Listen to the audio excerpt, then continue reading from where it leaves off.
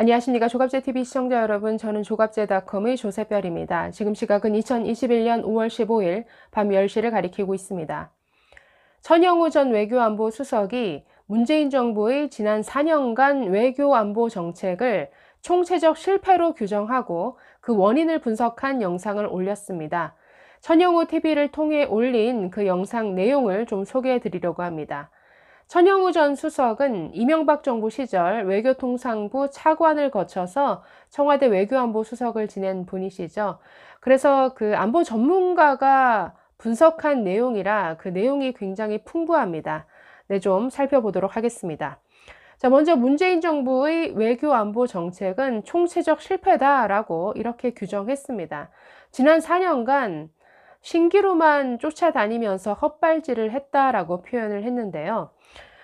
4년간 평화쇼를 벌여왔죠. 한미연합훈련을 중단하면서까지 또 수석 대변인이냐라는 소리를 들으면서까지 평화쇼에 매달렸는데 그 결과는 국민들의 어떤 안보에 대한 경각심을 마비시켰고, 두 번째로는 그렇게 평화쇼를 벌였음에도 불구하고 돌아온 것은 북한의 핵미사일 능력 증강이었다라는 것이죠.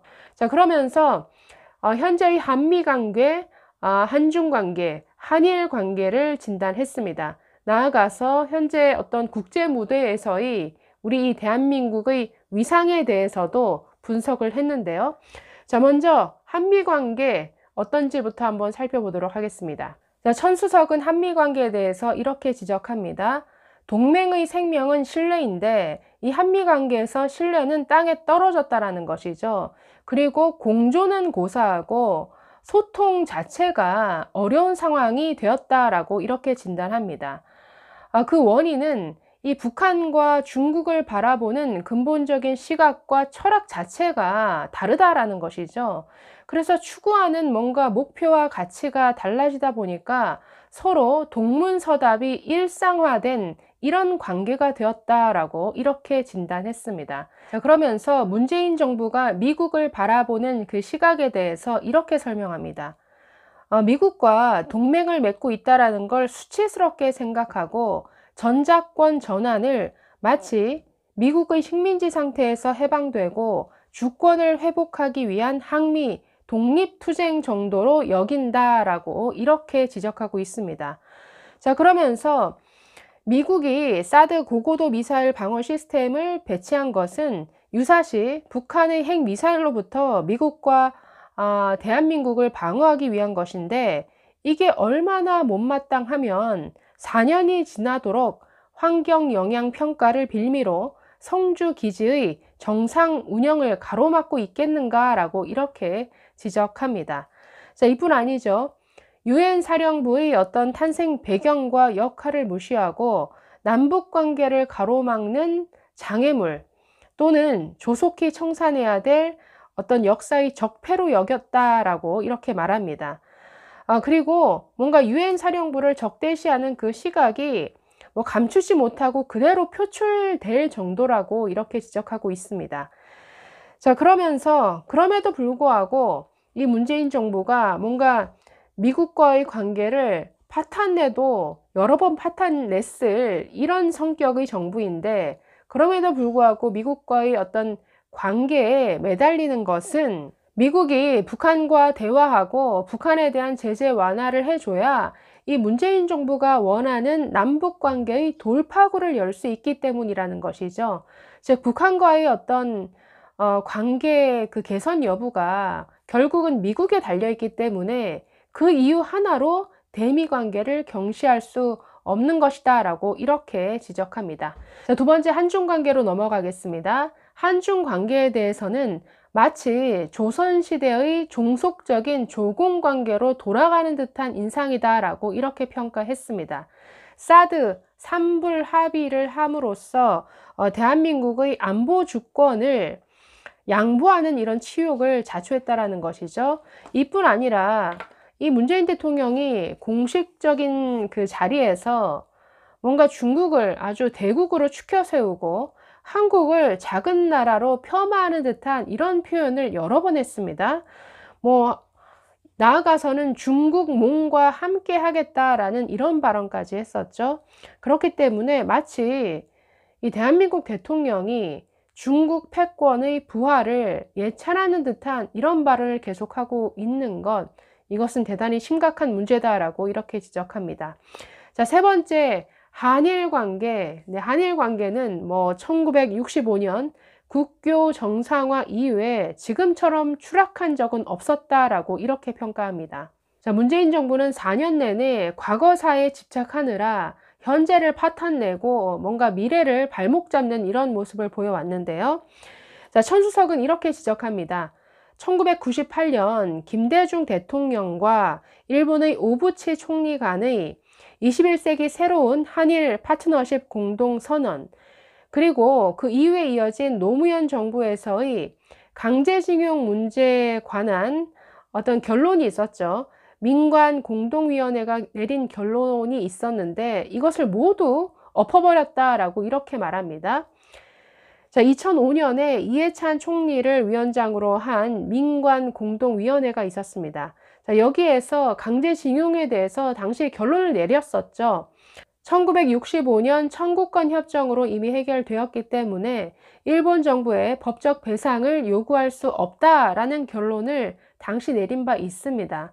그래서 지금 이 정부 들어와서 이 한일 간에 벌어지고 있는 이 싸움은 당시 그 민간 공동위원회에 정부 대표로 참석했던 과거의 문재인과 현재의 문재인 사이의 싸움이 된다라는 것이죠. 그러니까 앞뒤가 안 맞는 이런 행동이다라는 이런 지적입니다. 자, 그런데 그렇게 죽창가를 들먹이면서 뭔가 다시는 일본에 지지 않겠다, 아주 일전불사할 것처럼 이렇게 나오더니 올해 들어서는 완전히 급변했죠. 뭐 아무런 설명도 없이 위안부 합의는 살아있다라고 또 말을 뒤바꾸고, 여기에다가 일본과 대화하겠다, 지금 일본에 매달리는 이런 모습을 보이고 있으니까 도저히 진심이 뭔지 상대국으로서는 종잡을 수 없는 이런 외교를 보이고 있습니다. 이게 한일 외교의 현 모습입니다. 자, 마지막으로 국제 무대에서의 대한민국의 위상도 땅에 떨어졌다라고 평가를 했는데, 자, 과거에는 뭐 G20 정상회의라든가 핵 안보 정상회의 등을 우리나라가 개최를 했었죠. 그래서 대한민국이 뭔가 국제사회의 어떤 핵심적인 어젠더를 설정하고 뭔가 조정하면서 이끌어가던 그런 리더십이 살아있을 때가 있었는데, 뭐 그런 모습 도저히 찾아볼 수가 없다라는 것이죠. 그래서 혼밥에 익숙한 이 대통령의 모습이 현재 국제 무대에서의 어떤 대한민국의 위상을 그대로 보여주고 있다라고 이렇게 지적합니다. 자, 그래서 천수석은 한 나라의 외교 안보 정책이 이렇게 짧은 시간 안에 모든 면에서 이렇게 무너지기도 참 힘들다라고 말하면서 이제 그 실패 원인에 대해서 진단하고 있는데, 이 실패 원인이 참 중요하겠죠. 자, 하나하나 살펴보도록 하겠습니다. 자, 첫 번째 원인은 평화가 만들어지고 유지되는 그 이치에 대한 무지와 착각이다라고 지적합니다. 자, 이것은 무슨 얘기냐? 그동안 문재인 정부가 추구해 왔던 것은 가짜 평화라는 것이죠. 지속 가능한 평화가 아니라는 겁니다. 자, 평화라는 게 뭔가 주술과 엄숙한 선언만으로 되는 게 아니라는 것이죠. 뭐 전쟁 당사국들이 모여서 전쟁은 끝났다, 평화가 왔다, 뭐 이런 선언을 한다고 평화가 저절로 찾아오는 게 아니라는 것이죠. 자, 그러면서 보다 전문적으로 이렇게 분석합니다. 평화를 달성하는 방법론에 있어서 능력에 기초한 접근법 대신에 의도에 기초한 접근법을 선택한 것이 근본적 문제였다라고 이렇게 지적합니다. 자, 이게 무슨 얘기냐? 북한의 평화 파괴 능력이 증가하더라도 김정은의 평화 파괴 의도만 줄이고 관리하면 어떤 항구적 평화는 이루어질 것이다 라고 착각했다라는 것이죠. 그렇기 때문에 김정은의 심기를 건드리지 않는 것을 뭔가 최선의 평화 유지 방법으로 여긴 것도 이런 어떤 신앙에서 나온 것이다 라고 이렇게 분석합니다. 자, 이런 의도에 기초한 접근법은 안보 정책에 있어서는 반드시 피해야 할 사항이다라고 하는데요. 왜냐하면 능력은 어떤 지속성이 있고 숨기기 어려운 반면에 어떤 의도라는 것은 얼마든지 숨길 수도 있고 위장할 수도 있기 때문이라는 것이죠. 자, 그래서 북한의 평화 파괴 의도를 줄이고 관리하는 것도 물론 중요하지만 그 능력을 줄이지 못하면 아무 소용이 없다라는 것이죠. 왜냐하면 능력이 없으면 뭐 의도가 아무리 있더라도 평화를 파괴할 수 없는 것이죠. 그러나 능력만 있으면 이 의도는 위장하고 있다가 마음만 먹이면 뭐 아무 때나 평화를 파괴할 수 있는 것이니까, 그래서 의도를 관리하는 것만으로는 안 된다, 이 얘기입니다. 자, 그래서 북한은 평화를 파괴할 수 있는 가공할 능력을 보유하고 있는데, 우리는 북한에다가 그 평화를 강제할 수 있는 능력이 없다면 어떻게 될까요? 이 칼자루는 북한이 쥐고 있게 되는 것이죠. 그래서 뭔가 김정은의 자비에 기대서, 그러니까 평화라는 것은 김정은이 어떤 자비만 바라봐야 되는 위태로운 평화가 될 것인데, 이 문재인 정부는 그런 평화를 추구해 왔다라는 것이죠. 그리고 그런 평화인데 마치 진정한 평화가 이 한반도에 찾아온 것처럼 이 언론을 앞세워서 국민들을 호도해 왔습니다. 자, 그러면서 천수석은 이 문재인 정부의 평화 지상주의, 즉 아무리 나쁜 평화여도 전쟁보다는 낫지 않느냐라는 이런 논리는 마치 패배주의와 굴종에 길들여진 인질의 이런 논리다라고 이렇게 말합니다. 즉 인질범과 싸우느니 차라리 영원히 인질로 살아가겠다라는 이런 심리 상태라는 것이죠. 그러다 보니까 김정은 남매가 아무리 막말을 쏟아부어도 아무 대꾸를 하지 못하고, 또 우리 국유 재산을 북한이 폭파시켰는데도 어떤 배상 청구도 못하는 이런 모습을 보이고 있다라는 것입니다. 즉 아주 굴종 상태의 길들여진 인질의 모습을 보여주고 있다라고 이렇게 진단합니다. 자, 두 번째 외교안보 정책 실패 원인은 위협 인식 능력의 고장 때문이다라고 이렇게 지적합니다. 이 위협 인식이라는 것은 우리에 대한 실존적 위협이 어디서부터 오는지를 판단할 수 있는 능력이죠. 이것은 외교안보 전략의 출발점입니다. 그래야 누가 적이고 동지인지, 누구와 손을 잡을지, 누구를 멀리할지 판단할 수 있는 것이죠. 자, 그런데 문재인 정부는 이게 고장난 것 같다라는 이런 지적입니다. 이렇게 말합니다. 문재인 정부의 외교안보 정책을 보고 있으면 한반도 평화에 대한 위협은 핵무장한 북한이 아니라 미국의 대북 정책에서 온다고 믿는 것 같다. 북한이 핵을 보유하고 있어도 미국이 대북 적대시 정책만 포기하고 평화협정을 체결하면 우리 안보에 위협이 안 된다고 철석같이 믿는 것 같다라고 이렇게 지적합니다. 자, 나아가서 이 동아시아 지역 차원에서는 우리나라의 자주 독립에 대한 최대 위협은 항상 영내 신흥 패권 세력에서 왔다. 이 역사적 교훈을 망각하면 적과 동지를 혼동하게 된다. 20세기 초에 조선이 일본에 침탈당한 것은 당시 일본이 동아시아 패권국이었기 때문이다. 21세기에 우리의 주권에 대한 위협은 21세기 패권 세력인 중국에서 올 것이다.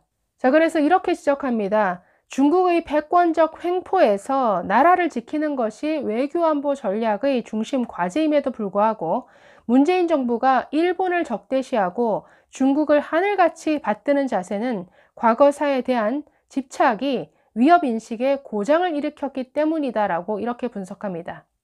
자, 마지막 세 번째 정책 실패의 원인으로는 wishful thinking, 즉 희망사항과 확증 편향이 이 외교 정책을 지배했기 때문이다라고 이렇게 말합니다. 이 외교는 이념과 신앙의 영역이 아니죠. 철저히 국가의 어떤 생존과 안위를 둘러싼 실사구시의 영역인데 아주 이념적으로 접근했다라는 것이죠. 그래서 북한 중심적인 세계관에 어떤 함몰된 것도 역시나 희망사항, 확증 편향, 그리고 어떤 지적인 자폐증이 복합적으로 작용한 결과다라고 이렇게 말합니다. 그러니까 자나깨나 북한만 보이고 세상 만사가 북한으로 통하는 길로 보인다라는 것이죠. 속초에 산불이 났는데도 북한으로 번질까 이렇게 걱정이 되고, 또 우리 국민들에게 접종할 백신을 구하기도 전에 김정은에게 갖다 주면 얼마나 좋아할까 하는 이런 생각부터 하는 것도 다 이런 현상이다라고 이렇게 지적합니다. 자, 여기까지 소개해 드렸습니다. 역시나 외교 안보 정책 전문가다 보니까 아주 다양한 차원에서 현재의 우리 어떤 외교 안보의 수준을 진단하고 그 원인에 대해서 분석한 것으로 보입니다. 감사합니다.